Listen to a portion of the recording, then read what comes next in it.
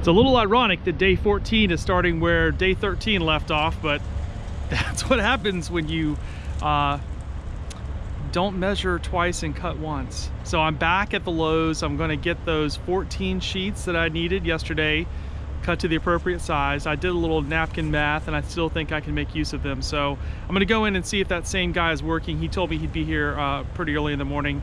Get him on tap to cut those, and then I'll take all what I've got from yesterday back to the new building and circle back. So it's gonna be a little bit of the same. I'm gonna make at least 2 trips to Lowe's today, but if I can get the right number of boards, that's fine. I did get my Amazon delivery of the casters, although the box is suspiciously small considering how many casters I ordered, so I'm a little suspicious about that, but hopefully it's gonna be the right number. I might just record myself opening the box in case I need to open a dispute. But I guess after yesterday's mishap, I'm just a little, my spidey sense is up about things going wrong, so I need to just, you know, be a little careful, slow down a little bit, and we'll go from there. So let me go see if I can find that helpful guy, and this time make sure I'm very good at my communication skills to make sure we cut him the right direction. All right, so another good thing that you learn later in life, a little piece of wisdom you pick up, is if you find someone or a company that will give you really good customer service, you go back to them, and you kind of have to make sure that you know, get while the getting is good. So I went back in this morning and I wanted to get the 14 boards purchased and cut. Obviously that's what happened, but I found the same guy and he was able to help me out, even though I think some of his fellow co-workers had kind of given him a little bit of about cutting quite so many boards. But you know, because we had the situation last night where we measured once and cut twice, or whatever the reverse would be of the normal phrase, he took care of me, and so that's great. I think this will probably be all the wood that I need cut for shelves, because as I've mentioned a few times, I already have wood at the warehouse that I can get.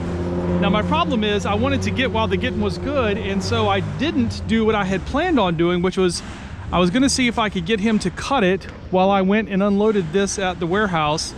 But again, I had to get while the getting was good. So I stood there with him, helped him get all these cut, and now I need to stack all these and move all these so I can get this in here. So holy crap, where's my help?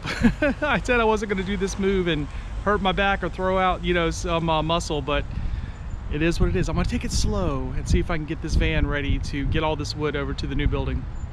Now I did tell you in day 13 that this van is like a pickup truck. If this is all the proof you need, holy crap, I can't even believe I made it over here. Let's take a look at the tires to see what we got going on. That, my sir, is a heavy load on them tires. I drove all back roads from Lowe's to get here. I was not gonna get on that 4-lane highway going 65 miles an hour. I came some back roads about 35 miles an hour and made it. So all of this is here. This is all the lumber we're gonna need. I'm just about sure of that. So luckily, a couple of my employees have shown up, Shannon and Holly, and hopefully they will help me put some shelves together. Got to check in with the electricians, the painters, might even have a plumber here. A lot going on. This is the first time I've been over here all day, so here we go. You know, I think deep down, a lot of guys have the idea that they are sort of a backyard carpenter, right? DIY, that's the gym. And so I designed this shelf system and worked out perfectly, except when I went to move it, it didn't quite have the stability I needed. So I took the extra step of going back over to the warehouse, gathering up a lot of the spare lumber that I had there, which I've said already several times that I need to go over there and collect.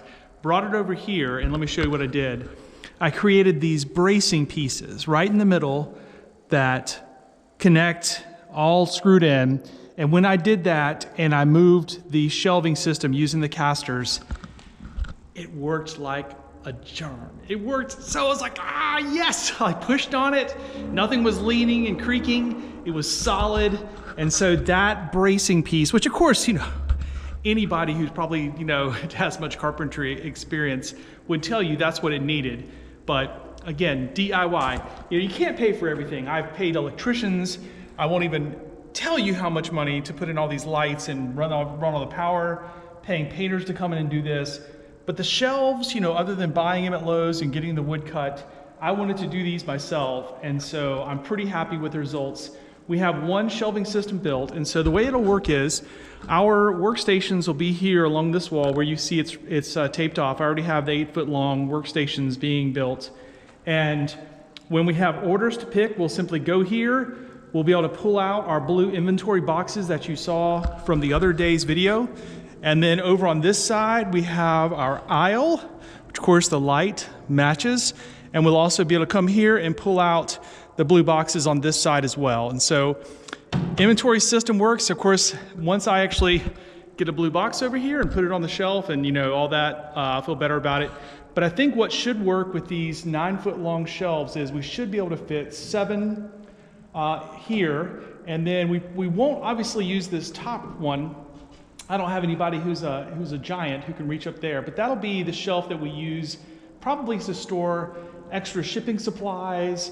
When you saw the storage unit that I had, you saw I had a bunch of extra padded mailers. So that's where we can kind of have an extra storage shelf up there for those kind of things. And our inventory system will rest on these 8 shelves.